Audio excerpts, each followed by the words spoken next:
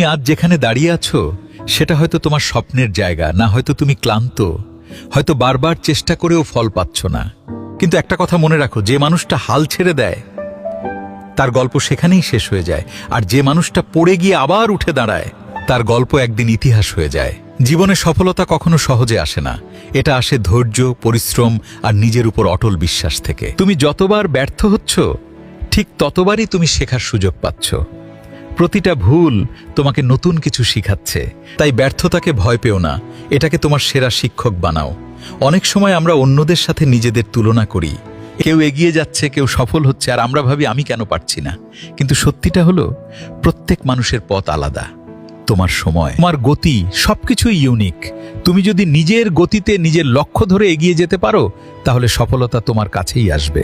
তোমার স্বপ্ন ছোট হোক বা বড়, তার মূল্য অনেক, কারণ এটা তোমার নিজের। অন্য কেউ তোমার হয়ে এই স্বপ্ন পূরণ করবে না, তাই নিজেকেই লড়তে হবে।